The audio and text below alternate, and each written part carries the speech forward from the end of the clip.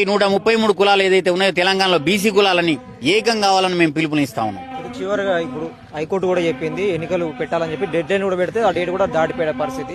ఇప్పటికే గ్రామాలలో డెవలప్మెంట్ కాని పరిస్థితి. మరి ఏమి లేని ఇప్పుడు ఈ విచారణ తర్వాత ఇప్పుడు హైకోర్టు అయితే స్టే ఇచ్చిన దాని మీద విచారణ చేసి మొన్న కేబినెట్లో కూడా కీలక నిర్ణయం కూడా తీసుకున్నామని చెప్పేసారు. అయితే ప్రభుత్వము ఎన్నికలకు పార్టీ పరంగా పోతే మీరేం చెప్పదలుచుకున్నారు ప్రభుత్వానికి? ఇప్పుడు ఇప్పటికే లేట్ అయింది కాబట్టి.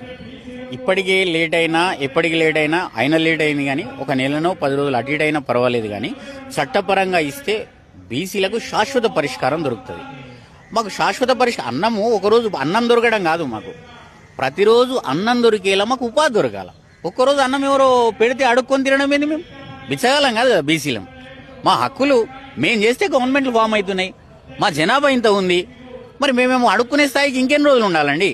మేము అడుక్కోము, మీలా తీస్తాం, పోరాడతాం, సాధించుకుంటాం. అందుకే మేము గవర్నమెంట్ కూడా విజ్ఞప్తి చేస్తా ఉన్నాం. ఇప్పటికీ we are appeal to the government in Telangana and central government. మేము చెప్తున్నది ఏంటంటే ఒకే ఒకటి, ఈ యొక్క బీసీ రిజర్వేషన్ 42% బీసీ రిజర్వేషన్లను 9వ షెడ్యూల్లో 9th షెడ్యూల్లో పెట్టండి, రాజ్యాంగ సవరణ చేయండి.